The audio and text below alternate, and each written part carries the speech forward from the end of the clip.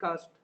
And across the world, we are going to be inviting speakers who have played a prominent role in policymaking, also who have played a major role as a policymaker themselves. So, in that context, in continuation of that, we had Dr. Arvind Virmani last time, who spoke to about economic growth and pandemic and COVID-19 story. Today we have Dr. Ashok Vishandas, who's been the chairman of CACP, is also a professor, and he's going to talk to us on this important topic of doubling farmers' income.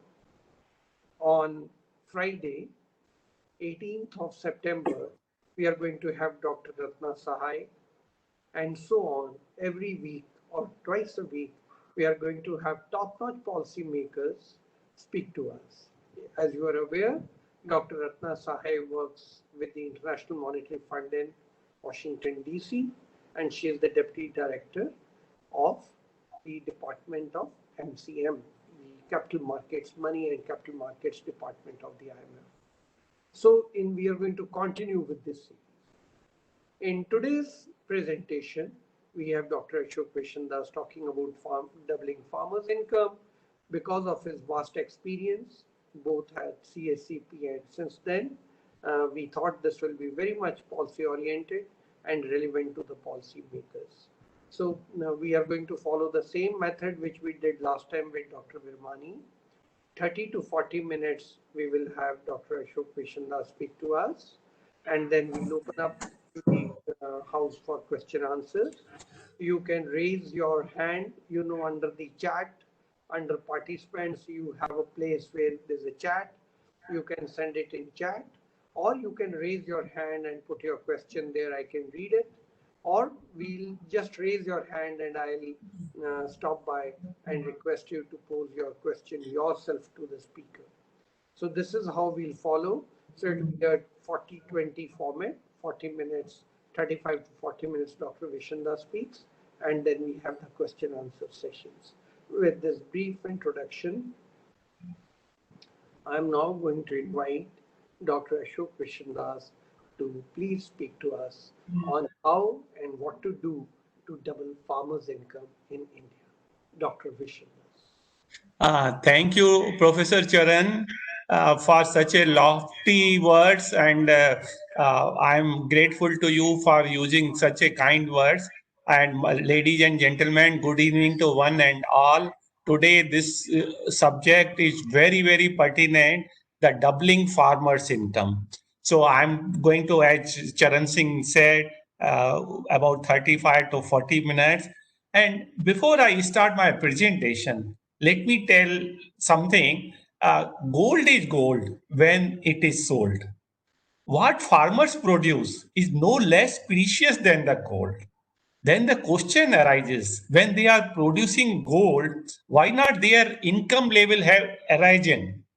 At one level, the India's agri policy and strategy post 1960s has been successful in the sense that we have moved from net food importing country to self-sufficiency, and then to one of the topmost net agri export country. So, in that sense, our agri strategy has been very, very successful at one level, but another level, it has bypassed the farmer's level of income. Surely, there is something which is missing in our agriculture strategy. I think the farmer needs just two things: getting the prices right and getting the markets right. Getting the pricing right may be a necessary condition, but not the sufficient one. Why? Because assuming the farmer gets the most lucrative prices for their produce, but their entire produce or 50% of that is not evacuated in the market and it is not integrated in the market, the farmer will still be left high and dry, and therefore their income level will not rise, and sometimes they incur. With these few words, the introductory, let me have some my thought on this.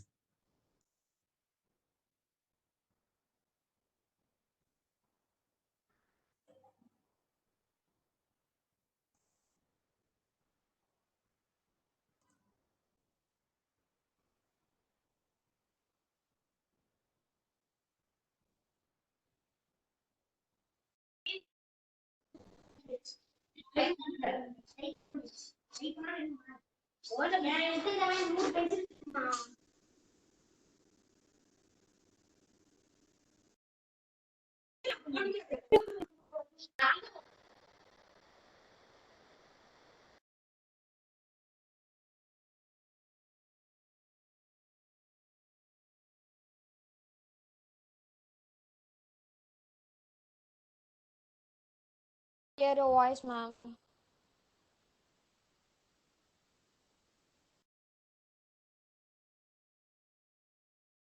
Second, we are trying to work out how to move this PowerPoint. It'll take 1 minute. Okay, sir. We are waiting.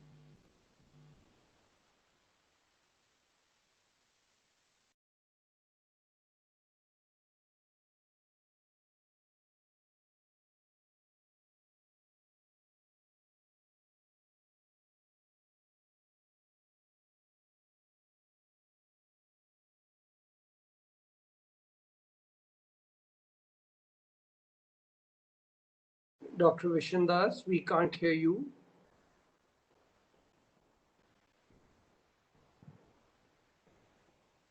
Am I audible now? Now you are audible. Now you are audible. Yes, sir. See, agriculture has a key role in making Indian economy 5 trillion. This is the only sector which has made a positive contribution to the Q1 GDP of 2020-21 despite minus 23.9% growth.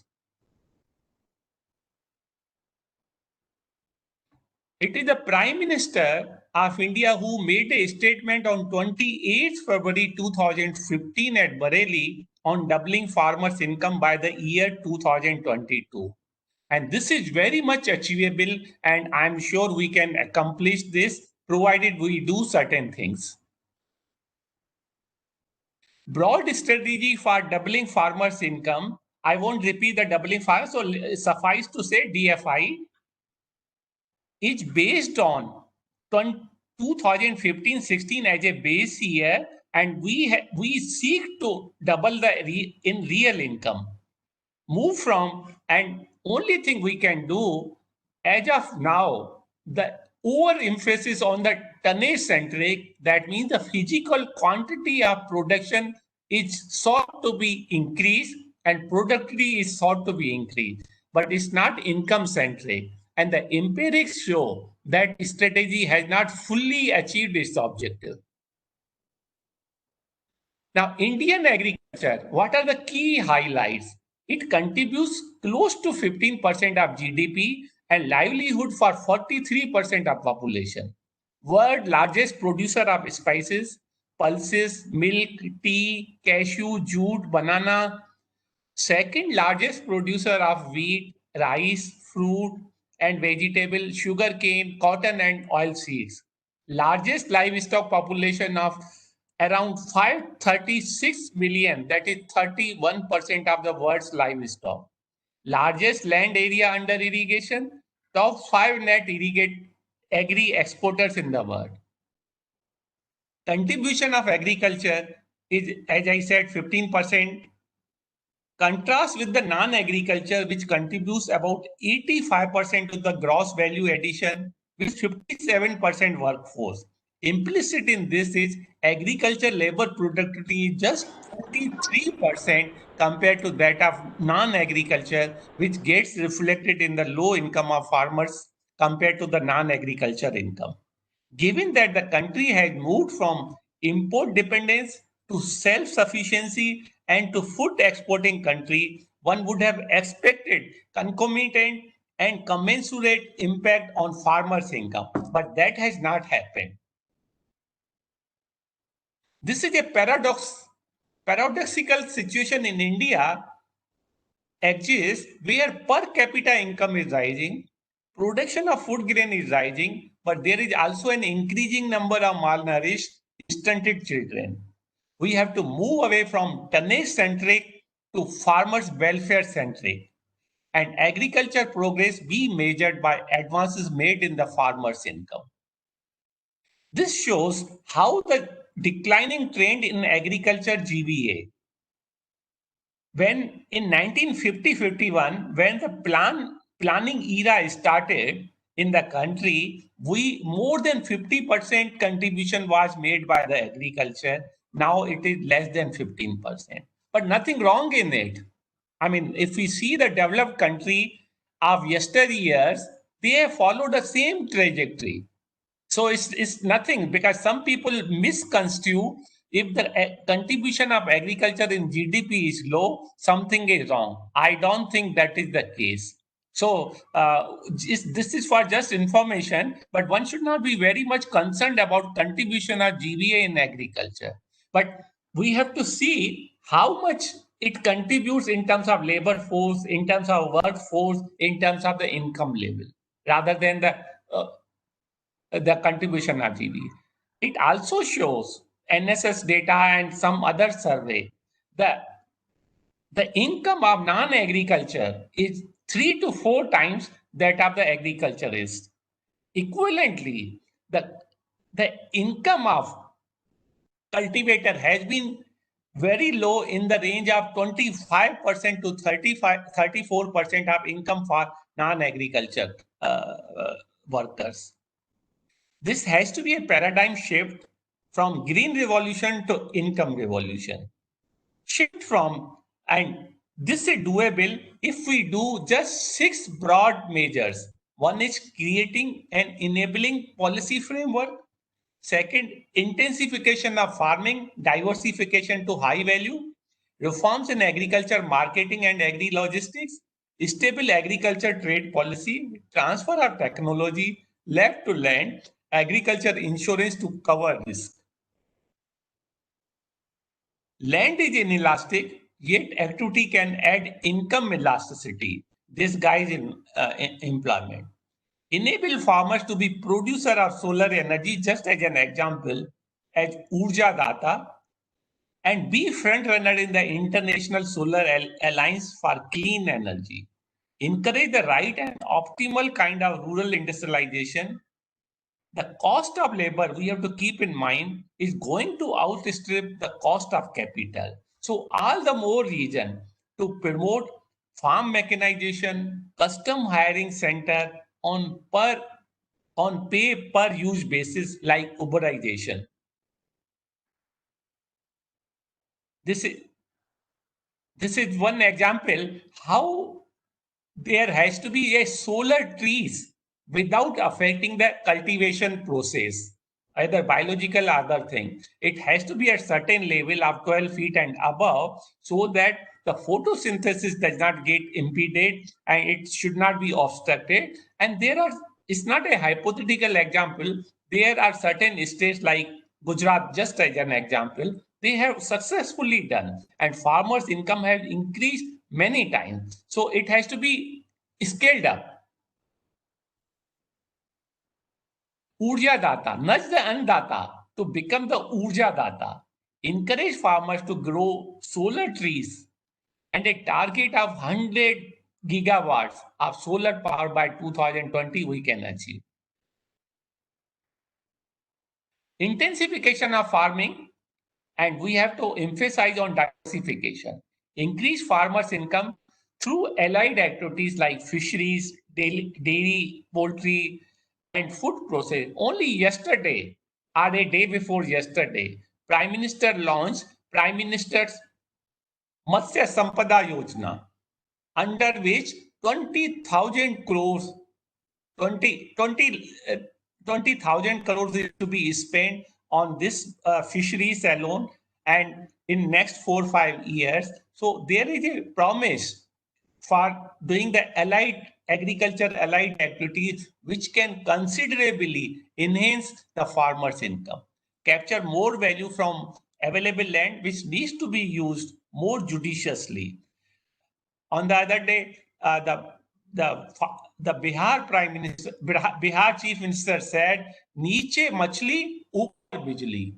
So it has to be a win-win situation. And under the water, there has to be machli, and above the water and above the cultivated crops, one can have the solar energy. And So नीचे मछली ऊपर बिजली, and this is achievable. It's not hypothetical. So a case to release surplus land under serial for high value commodity does exist. Now this is the crop geometry, area and value. Now we have to see the rice, wheat and maize just as an example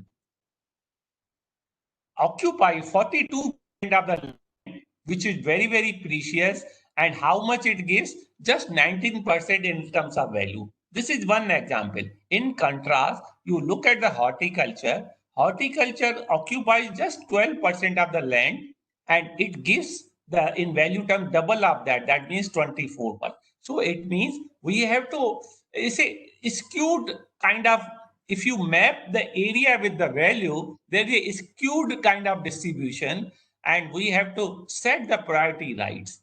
The high value crops has to be given priority over the others. So the point I want to underscore is we should not go on the quantity of the production. We should go by the value of production. When I say we have to move from tonnage centric to income centric, I mean that only. So release surplus land, which is precious resource, natural resource, release surplus land under CL for high value commodity, diversify and align production system to take advantage of the demand.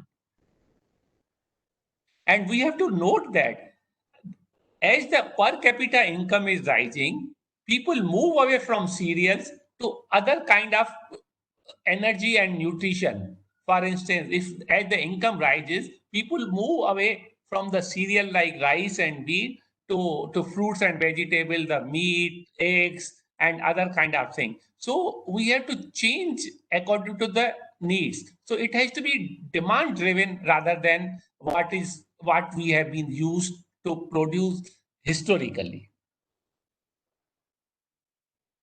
Second is reforms in agriculture, marketing, and agri-logistic move from plate to plow. That means production should not be based on what is convenient to the producer or what the producer is used to produce. We have to go by the demand.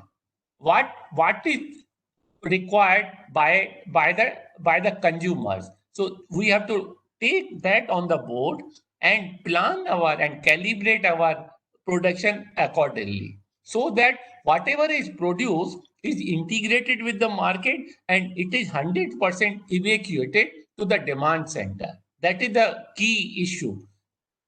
The empirics show that whatever is produced, there are two main reasons why farmers' income is low. First, prices are low. That is okay. But the more important is whatever they produce does not get integrated with the market and that gets lost. So that is absolutely unacceptable if you produce and there is not enough demand for that is being bought by somebody. So crop be cultivated based on the food habits of people and those which are highly demanded rather than being independent of demand. It should emit signals to farmer as to what to produce, how to produce, and for whom to produce. Now we have to create a free and efficient ecosystem. Farmer Produce Trade and Commerce Ordinance that has come in the June to end the monopoly of Agriculture Price Marketing Committee and allow anyone to freely purchase and sell agriculture produce, giving farmers multiple market options, both within the state and between the states. Farmers' agreement on price assurance and farm services. That is, when you have the contract farming, provide legal framework for agreement between farmers and buyers, including processors, wholesalers, large retailers.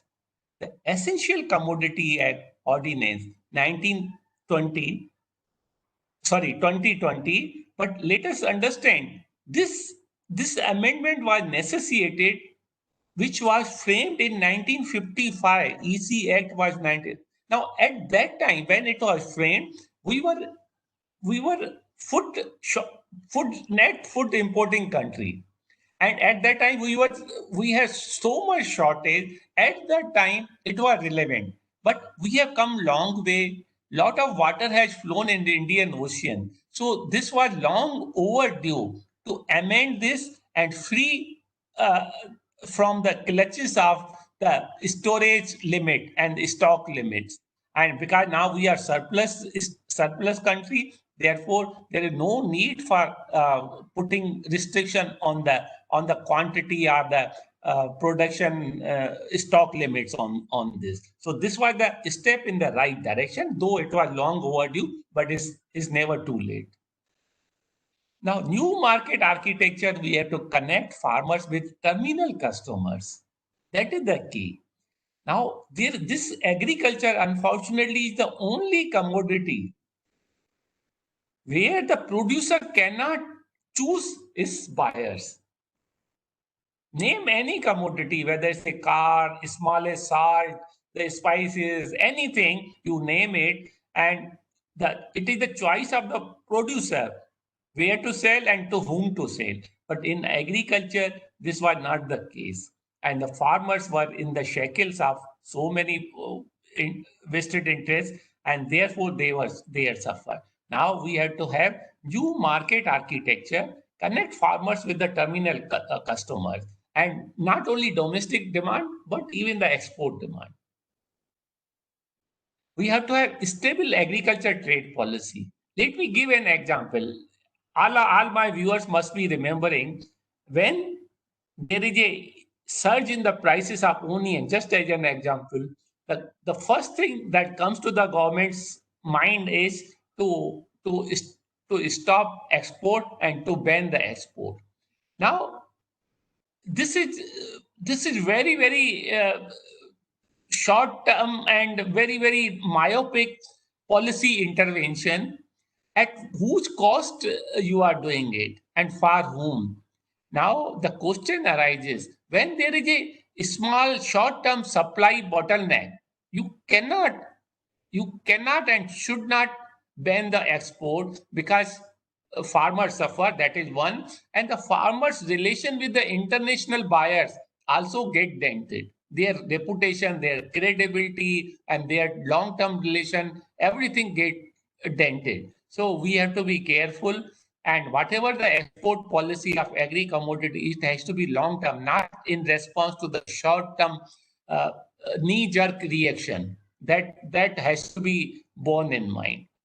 The instrument of international agri trade often used to control prices in the domestic market in reaction to short-term supply bottleneck. A stable trade regime be designed to maintain a long-term view to help farmers build at the global level. We devise a architecture of the managing export supply chain, the trade agreement, the domestic cluster development, trade management, export intelligence. These are the four quadrant, if I can use that word, under which we have to work. Till now, my understanding is we have not given, it's incidental, but it's not under a well thought strategy and policy. We have to transfer technology from lab to land. We have to learn from the science of discovery to the science of delivery. That should be the thought, and the linkage between the research in labs and its use by farmer need considerable strengthening, because they work in silo, and there is almost divorce between what is discovered and what is delivered. So we have to bridge the gap between the two so that they are integrated, and therefore the use of science and what is researched in the laboratory. We have to emphasize on the science of delivery, and science of discovery is just a prelude to the science of delivery. It should not stay in the laboratory. Now, next point is crop insurance. Now, agriculture is an enterprise under open sky. Still, we are just 50% irrigation. That means 50% of the land depends on the God. That means rain God. So it is amenable. It is subjected to the vagaries of weather. This is just an illustration how much production we lost in different years. When production loss was more than 5 million tons in a single year, those years have been plotted, and in recent time, in the post independence in 2002-3, we lost 38 million tons of food grains in one single year because of weather. And therefore, crop insurance is very, very necessary. One is the loss to the nation, that is no less important, but more important is the loss to the individual farmer. 38 million loss of the food grain is a huge quantity, and you cannot afford to not to cover under certain insurance, and that is the key. Now, why low penetration of insurance in India particularly? There are many reasons. We have to do the scientific research on that. And main points, the five regions I have identified based on my research are adequacy of sum assured. That means the sum assured is too inadequate. Therefore, farmers do not find it very interesting. The farmers pay premium too much, and they cannot afford to pay that premium. And simple thumb rule, I mean, I don't want to bother the viewers with the detailed data on insurance premium, but suffice to see the insurance company, even in agriculture, are earning a lot of profit. That means what? That means after settling all the claims, their premium, they still are left with surplus. That means premium are in the first place more than what ought to have been. So this is the simple calculation. It doesn't require any mathematician to work out. Any simple person, without going into the details, can reach to the rational inference that the insurance company are overcharging. Suitability. Now, the suitability of the product insurance has to be customized according to the needs of the farmer. That means even if we insure our own car or a house, there are the product differentiation are there.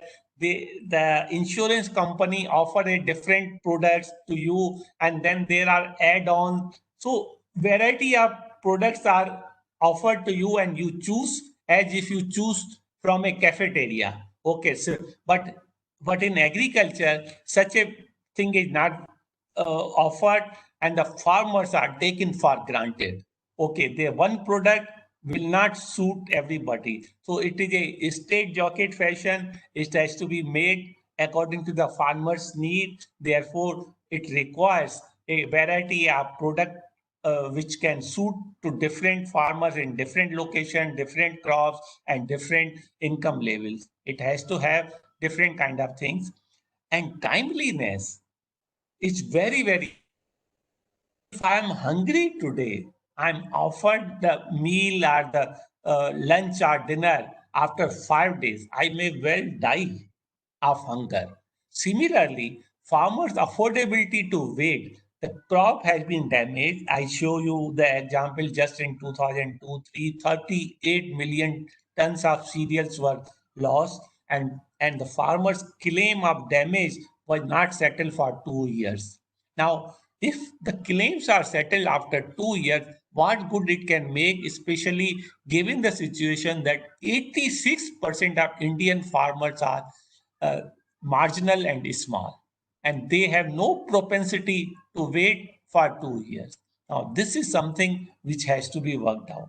Transparency. Transparency is another example in determining premium and claims. Now, how they do it, this is a mystery to many, and the insurance company, both in the public sector and in the private sector, has to come clean and show how they work out, why they are withholding. There has to be some cogent reasoning, and it has to be open to scrutiny by the public. So they have to uh, put all those relevant things in the public domain. So there has to be some public audit of that. And that is the way the farmers will have some confidence in the insurance company. And let me tell you, farmers may not be formally educated, but they are very rational. They are intelligent. And one Nobel laureate says Indian farmers, Shulj, Indian farmers may be poor. When I say poor, it means resource poor, not otherwise poor. They are resource poor, but they are rational. And they know that the propensity and the probability of occurrence of extreme weather conditions is quite high. On an average, once in 3 years, there is either drought or flood or any kind of, so that happens. So the probability of damage is quite high. And having known that, still they don't get insurance. What does it mean? It means they have no faith in the insurance product. So we have to do something extraordinary on this, and it requires a lot of fixing of the problem. What is the way forward? Greater emphasis to allied sector with a major focus on fishery, dairy, poultry. I said now of late government is paying lot of attention and emphasis on fisheries. 20,000 crore is to be spent in next 4 years for fishery sector alone. And let me also add that recently the government of India had made a separate Ministry of Fisheries, Dairy and animal husbandry and dairying. So that also shows the government's intention and emphasis on fishery sector. Reorient governance to enhance farmers' income by placing their prosperity at the center of the development agenda. That's the key. Everything else can wait, but not the farmers' income. Now they have suffered a lot, and let us pay tribute to them that they have their contribution is immense. We have come long way from import dependence to self-sufficiency to the net food exporting country, and they deserve to be now it's the nation's duty, and we owe a lot to the farmers to do something for them in a manner which benefit them.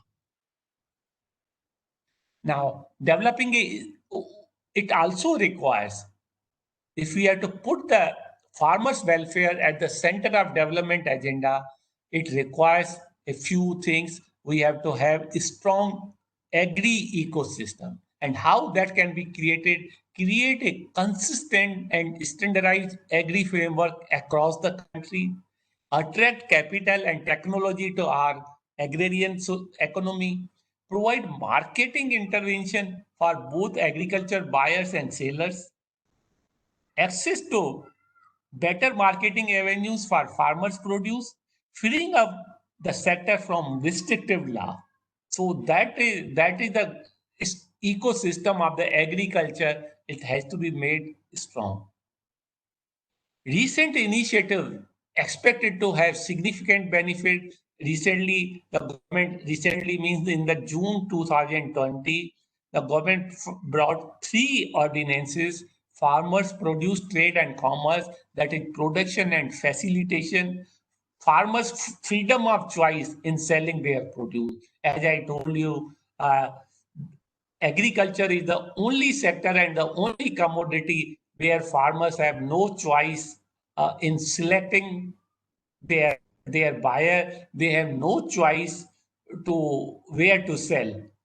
Now, under this, they will get that freedom of choice to whomsoever they want to sell and wherever they want to sell. More transparency and better provision of services in marketplaces, increase in interstate movement and price for farmers, more private players expected to enter and set up e-trading platform. farmers empowerment and protection agreement on price assurance and farm services. That is, the farmer can enter into a contract, direct contract between buyer and seller, no conflict with APMC, fair price and faster payment, consistent income for farmers, crop intelligence support, traceability, quality control, farmers to have access to modern technology and better input. This is also very important because there are two things one has to keep in back of mind. The cost of human labor is going to outstrip the cost of the capital. Therefore, we cannot continue to rely heavily on the human labor because of two reasons. It has to be cheaper by machines, and second, the availability of the human labor is going to diminish. One is the cost, and other is the sheer availability. Both are going to, so we have to work out, and the new generation is not coming to farming by choice because there is a drudgery. So when you do the something on farm mechanization, and now certain companies, even tractor are also made air conditioned. So drudgery and then sweating, this has to be reduced, and it has to be made a very decent working condition also, because farmers are no less important than people like you and me sitting in the air condition and talking, but farmers also deserve that kind of congenial ambience also. So certain agriculture manufacturer of certain machinery, they are now getting innovated, making certain kind of machinery air conditioned so that farmer can also be sitting in comfortable condition to do whatever they want to do. The Essential Commodity Act of 1955 has been amended, and when it was made in 1955, 65 years ago, it was made with a pious attention and intention, because at that time country was having too much shortage of the food, and that was the necessity of that time. But now we have come long way, we have to do something differently, and the government has done this, and they have taken many commodity outside the domain of ECA Act. So there is no restriction. That means processing will be easier for the wholesaler and the processor. They have no fear of being caught for having the quantity in excess of the limits. So that will free up the market, and I'm sure farmers will be benefited out of these ordinances. And these are the few references I have given. And I thank you very much for paying attention to this thing. And I will welcome any question you have. Thanks indeed for your attention.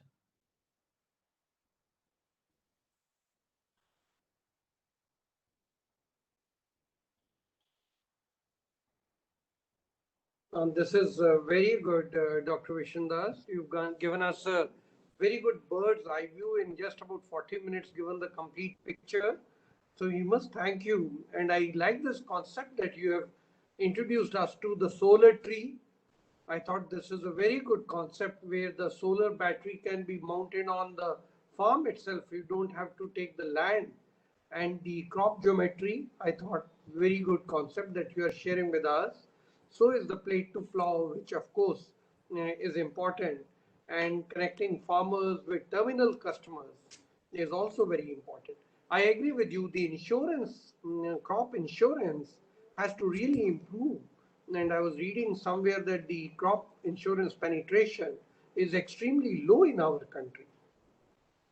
So if I understand you correctly, doubling the farmer's income would basically mean that we will have to do something on the allied sector. So Yes. that is, I think, an area where the Prime Minister, as you rightly said, has spoken something on the fisheries, and also in other allied sectors, things have to be done, warehousing has to be done. And the last 2, 3 slides which you have, that the market opens up and I can sell my tomatoes and potatoes anywhere that I want to go and sell. So the farmer gets the best price one can seek. So looking forward, do you have in your mind a time frame where we can think that farmers would be able to avail the bank loans as a support, or on their own go ahead and in these allied activities like fisheries, like probably honey making, probably horticulture, even milk production, they could successfully be able to double their income? Do you have some time horizon in mind? Very good question, Charan. I think that the official target is by 2022-23, but that is the official one. I have absolutely no doubt whatsoever the farmers' income will be double. But the question is, we may slip by year or so, and that is because government government's thought process was to double it by 2022-23, but somehow we may miss the deadline, but nevertheless we will not be far away from that year. uh, and that is because we perhaps started a bit late. For instance, these three, now it really painful for me to see how farmers are staying. On one hand, let me give one example. Now uh, everybody says, technically speaking, that farmers income is not taxed, even big or small. The question is, this is a misnomer, and it's a optical illusion that they are not taxed. And how they are taxed? Now I am good at producing onion and potato.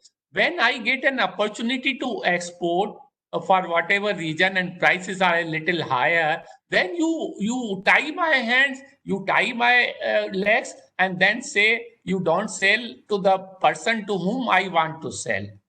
Now, why it is done? To help certain consumers.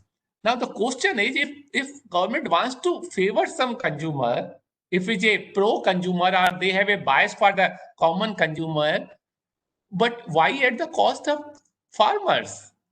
You subsidize something, so farmers are virtually taxed, implicitly taxed, not virtually. It is they are implicitly taxed, and the poor fellow doesn't know that they are taxed. And we have now come, those three ordinances to me are they will prove to be very important in taking the, it's a point of inflection, in the sense when the curve changes the direction. And uh, and I'm sure, and this is my personal research, that we started a bit late. Therefore, we are likely to miss the deadline. I mean, the targeted date for achieving the doubling. But we are at least I am sure that we will achieve the doubling of the farmers. We are requesting everybody to ask questions. We welcome you to ask questions. In the chat box, near the chat box, you have a provision to raise your hand. And if you raise your hand, I can come to you and request you to ask your question yourself, or else you can write it in the chat box. And I am watching the chat box, and I can pose the question to Dr. Vishendas on your behalf. I can do that. In the meantime, while you are raising your hands, I have another question for you, Dr. Vishendas. Um, we all know that the cooperative movement in milk changed the lifestyle of people, and Amul played a very important role, though Verka also did something in North India, but Amul did something phenomenal in Gujarat. So this was in a way where the farmer's income also increased and doubled. Now, I also like the fact that you brought to our notice that there is an implicit tax on the farmer, which we always thought that the farmer gets the easy cake and walks away without paying any tax. I think you got a very valid point on the table saying that it is not that easy. They are refrained from selling their products at certain places, and therefore, in that sense, there is an implicit tax. They don't get the best price for produce. I think that's a very valid question. Now, my observation when it comes to doubling farmers' income was, do you think that we could open opportunities for the farmers exactly on the lines like the white revolution, the milk revolution had done? Similarly, something can be done on honey, and that can then increase the farmer's income tremendously. In a way, and this could be lack of my knowledge, in a way, farmers are generally producing two crops a year, and therefore they have some time in between while the harvest is yet to ripen or the time is yet to harvest the produce. So therefore, is there a possibility that in addition to allied activities like honeybee, honey, and milk, there could be other activities which we could open the farmer and the farm rural area to double their income? To be precise, I'm thinking in terms of khadi and village industry, and if we could encourage it in a big way, so therefore the ecosystem in the rural area improves and the overall income levels in the rural sector and the farmers rises tremendously. How would you look at this opportunity? Yeah, Charan, your observations are absolutely pertinent. See, the main issue is that aggregation. As you gave the analogy of Amul and that milk production, we have our problem. If I can say this is a problem, though technically it's not a problem, the small and marginal land parcel. To my mind, this is not a big bottleneck. What is there? Their capacity to aggregate is missing. So government has identified this issue, and then they have formed 10,000 farmers produce organization and farmer produce company cooperatives, and they among themselves, and they are recognized now, and they can aggregate themselves, and then they can get a good price on that, because that is very helpful. So the FPO, they have made certain provision for this, promoting FPO. So this is one thing. And then, as you say, bamboo mission, that honey mission, which is called now white revolution. Sorry, this is sweet revolution also. So this bee is very lucrative for farmers. And you also mentioned about the two crops, and the farmers get time in between. So my emphasis is, as the income level is rising, we don't have to compare the COVID situation 19, leave aside, because that's a abnormal time period. We will pass through that thing. But pre-COVID and then post-COVID, there will be the income level are rising, and the people will move away from the traditional cereal, rice, wheat crops. And as you know, Punjab and many other parts of the country, they produce two crops. One is the rabi, other is the kharif, the rice and wheat. And the farmers are contented with using this, so they work on a very low level of trajectory. They have to come out of that mold, and then produce something which commands higher value. Fruits and vegetable, for instance. Fruits and vegetable, they account for just 12% of the land, and we have to remember the cost of land is very high, and just 12%, they give rise to 24% in value terms.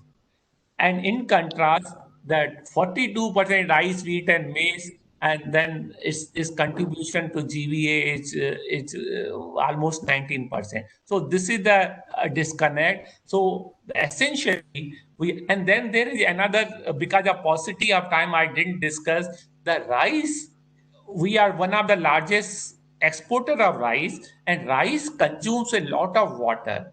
And let me tell you, 1 kg of rice in the production, it requires about 2000 liters of water. So when we export 10 million tons of rice, it means we are exporting virtual water. And that escapes the attention of many agriculturists. Now, what for? So there is another natural resource we are exporting, and at what cost? So there is no need for producing so much rice. There is always a need to emphasize on those things which consumes less natural resources. Water is one of them. To me, the two main natural resources are land and water, and both are not favoring to produce so much rice. Now we have to move away from this, and why it is not happening? Why people are not moving away? Because there is no guarantee for purchase of that. So marketing is an issue. Rice under MSP, that is the minimum support price regime, the farmers get the assured buyer.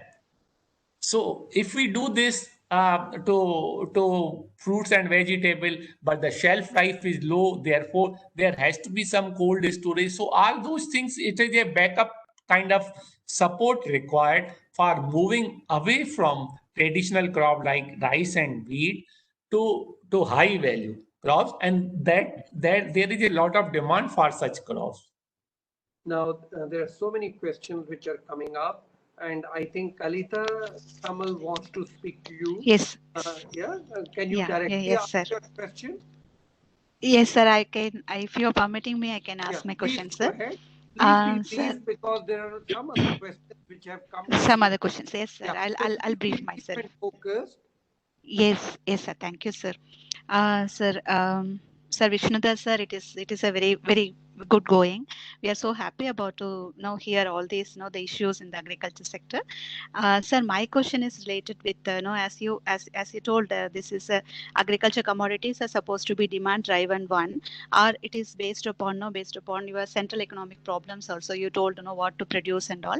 So that is completely coming under under our the issue of central economic problem. Sir, my question is related with the integrated wasteland development program introduced by the government, and again mine is the centric with the development of land resources. So suppose if it is coming under your demand driven one, so why we are not forcing our farmers or concern our farmers to produce some of this biodiesel, the biodiesel seeds. Suppose in the case of Rajasthan, there are certain seeds which are introduced by the government, because this is related with the substitute of our the oil seeds, something like it is not mixed with your methanol and all. Straight away the farmers can get some subsidies to produce. For example, sir, as you know, I think you might be knowing these things. The Jaturba karkas, the seed is something like a the golden seed they are telling. So what is the subsidy rate, and why the government is not not giving these these supports to the farmers to produce? Because we are speaking about this what is that, sir, that oil crisis and all. So this would be a very good the very good substitute. So why these things are not implemented or not supported by the government? And I want to know whether these the Department of Land Resources are seriously implemented by the government, or what is the picture about the integrated wasteland development program? Because as you know very well, we have the 460 lakhs hectare of wasteland in India, sir. So how we are going to utilize these resources in a proper manner? That's it, sir. Thank you. Thank you. Very interesting question. Let me tell you this. There is your point is valid, and I personally agree with you. But the question is now, for example, let me draw an analogy. The ethanol, the corn also can produce ethanol and then fuel. But why emphasis is not there? Because I have served had a lot of discussion with the Ministry of Petroleum and the oil companies when I was in the CACP. I find they always there are certain vested interests. I don't find any economic reason why it should not be done. and Okay, on sir. paper they say, but somehow it intersect with the interests of certain lobbies, the oil companies and others. So they won't allow. For example, blending of the ethanol with the fuel, petrol and diesel. So it was targeted to have about 20% in the long run, but even today, this policy was started more than 10 years ago, and even now the blending is about 2.5%, Okay. maybe around that figure. And I can only say I have no full answer. Let me admit my limitation on this, but my sense is it is intersecting with the private interest of certain lobbies. Okay, sir. They are not quite keen, and maybe government to me doesn't look quite serious on this. So that is all I can say on this point. I'm aware of the Thank, issue, but it's not happening that I am aware. But it's my gut. I mean, my based on the discussion which I held with the oil companies and the senior officers of the Ministry of Petroleum, and I get they show very scant interest on these things. very That's least all I interest. can say. Yes, thank you, sir. There's a question here which I thought is interesting. It is by Ramdayal Ahirwar. He's a young researcher speaking from Bundelkhand region. Now his question is that most of the farmers and 87% of the farmers are marginal farmers. While we are talking about doubling their income, does the thought of improving the educational standards and health care in the villages for these farmers come to the mind of the policy maker? Because normally there is agriculture distress so many times in different segments, sometimes droughts and sometimes floods. So doubling farmers' income according to him is a good idea, but providing good education and health care should also be thought by the policy maker. And this is the question from Ramdayal Ahirwar from Bundelkhand. Very good question. My brief answer to this is the health for all is a overarching policy of the government which includes everybody, every citizen, and farmers are included. To the best of my knowledge, there is no separate program either on health or, or on their education separately for the farming as such. But let me add one more thing. There is a emphasis on skilling the farmers, which is different from the formal education. But skilling a farmer, there is definitely emphasis. But the insurance, sorry, the health and their insurance and then their education, it's overarching policy of the government, and where every citizen is covered, and farmers are also citizens of this country, therefore they are covered under that overall broad umbrella of those schemes. In addition, there is a skilling thing, which is a kind of vocational rather than the formal schooling as we say in the conventional way. I hope I answered your question. Sure. Now, along with that, there are few more questions, but let me just ask you another question, uh, which, um, which if you are not comfortable in answering, please don't. And if you are comfortable, do share your thoughts with us. You mentioned that the export of rice tantamounts to huge quantity of export of water. And in a country like India, where we are connecting the river to ensure that at least droughts don't take place, and of course floods we should be able to contain the fury of the floods if the river Mala and everything is getting connected. Now the issue is the minimum support price that is given on rice probably encourages the farmers in areas where rice farming and paddy should not be grown to do so because they get assured returns. Now, Is there a policy maker's solution to this? And a simplest solution could be probably lowering the minimum support price of rice. So encouraging the farmers to do multi-cropping rather than contain themselves only to the bi-cropping method of you as a policy maker or a guidance to the policy maker on minimum support price to change the direction of cultivation of some crops. I'll just say one more line and then leave it to you to take a call. In Punjab, before the Green Revolution, nearly 24 crops used to be grown. And after the Green Revolution, mainly two crops are grown, rice and wheat. So that is why this question. Yeah. See, you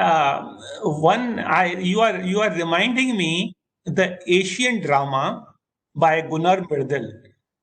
He said in any developing country, the government of the day had two options. One is the soft option, other is the hard option. And it is in the interest of the government themselves to go for the soft option. Otherwise, government may lose its job. The government may fall. Now that is the overarching. Because I know the inside story of CACP. It came into being in 1965. Now in last 55 years, not single time the MSP has been lowered for anything. At best, it has remained constant or it will increase. So it's monotonously non-decreasing MSP, even if the market suggests there is a glut of, let me see, there is a disconnect between the terms of reference of CACP and the recommendation in some sense, because the CACP terms of reference say you see the prices recommended MSP should be having due regard to the domestic and international supply and demand situation. Now, many times the supply and demand side of domestic and international scenario suggests the prices should come down, but that's not the case. So there is a certain kind of compulsion on the government also, and let me also add, there is no terms of reference of the CACP which says you cannot recommend less price, but it has been by convention rather than by rule, and it has never happened, and I think in my lifetime it is not going to change. That's my gut feeling, but so far it has not changed, and because so many people depend on, they look to the government, and not necessarily on economic reason it is increased or kept constant in the worst case scenario, but it has never reduced, though the economic region demand that the prices should be reduced. That is one. Now see, in that kind of situation, when, as you correctly say, in Punjab there were 24 crops, now there are 2. Why it has happened? Because it has been artificially created in the sense that government gives the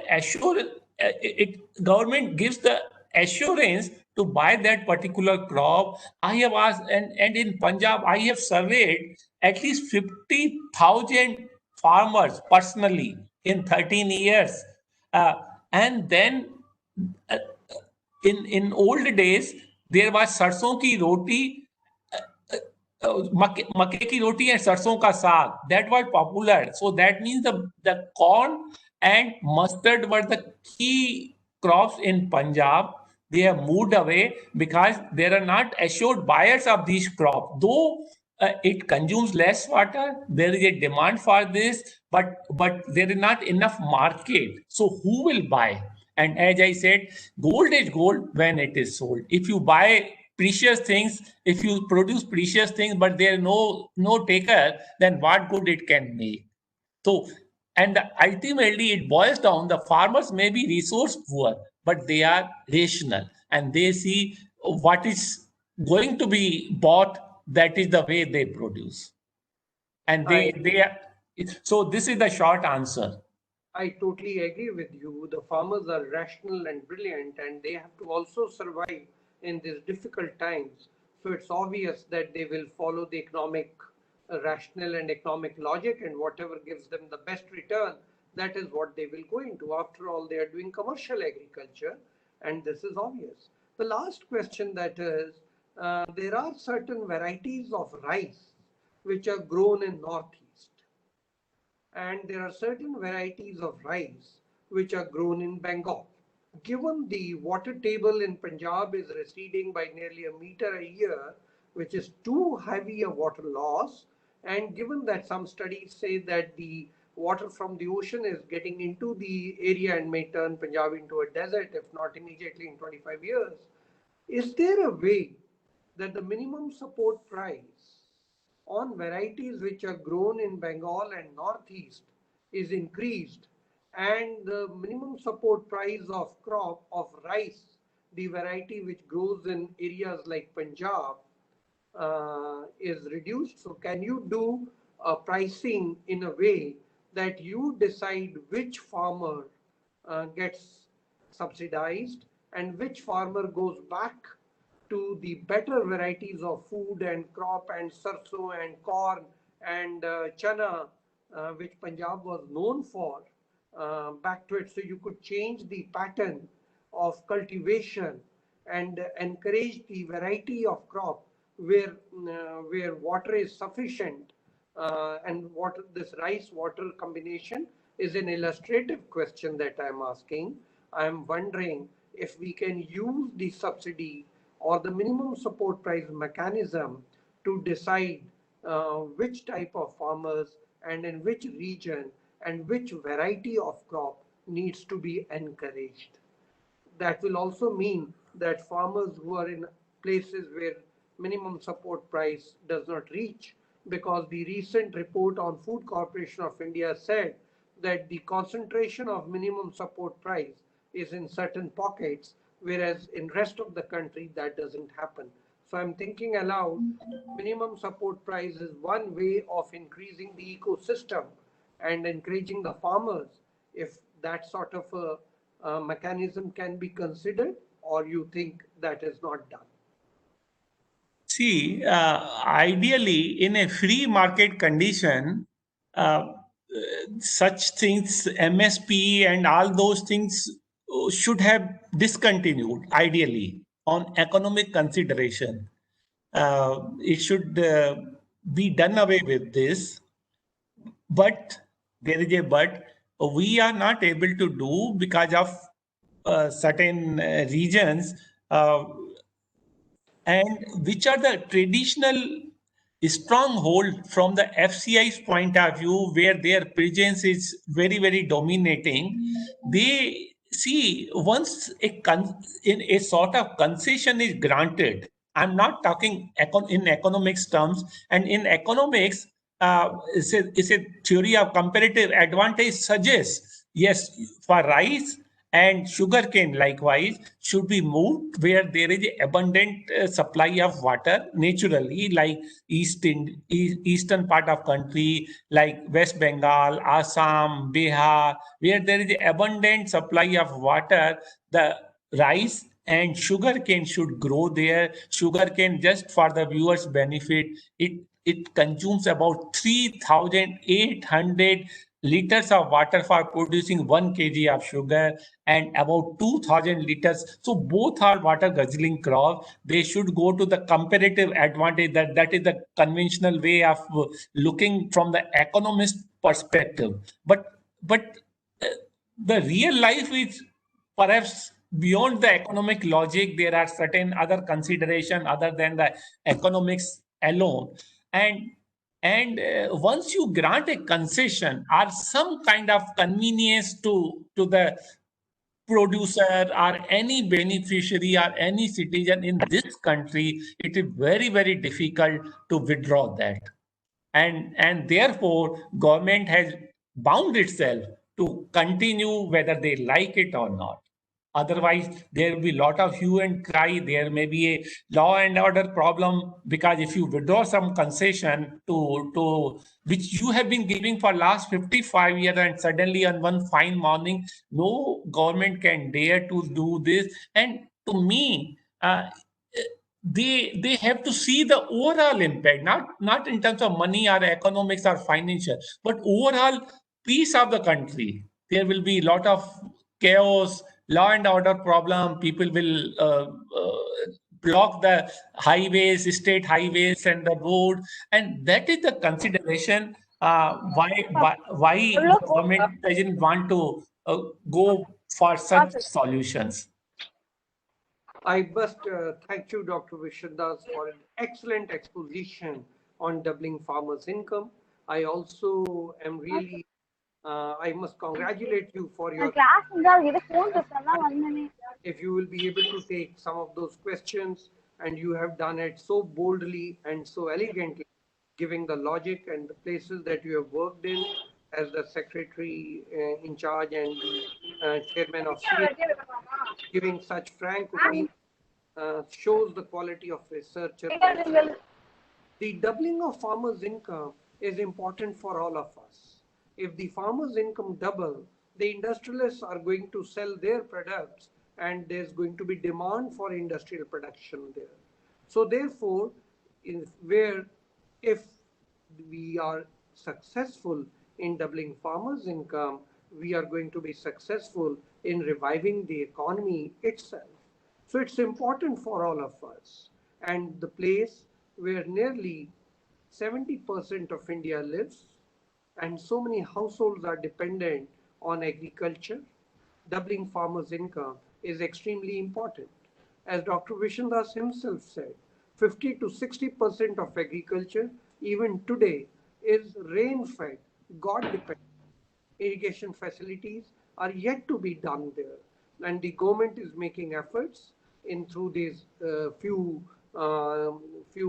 legislations which have been done, inviting investment into agriculture, which is expected to improve the quality of irrigation in the rural sector, in the farming sector, in the rural sector. If we succeed, I think it is good for the whole country.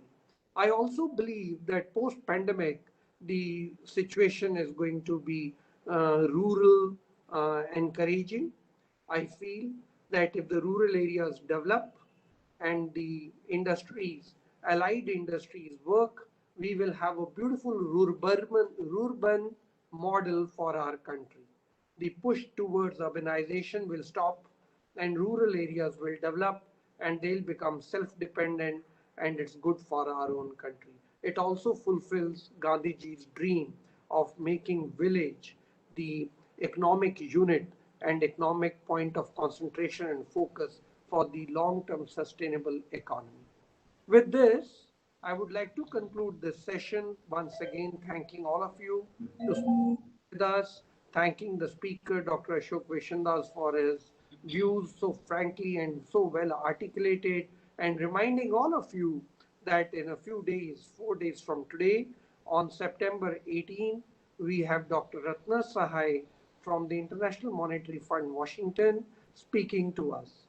I invite you, the topic she's going to be speaking is FinTech and financial inclusion. I invite all of you to please join that session also. Same time, 5:30 to 6:30 p.m. on Friday, September 18. Thank you very much once again. Thank you very much. Thank you very much, sir. Thank you for Dr. Thanks indeed. Saran as well as Ashok, sir. Thank you very much, sir. Thank you very much. We're so glad to hear. Thank you, sir.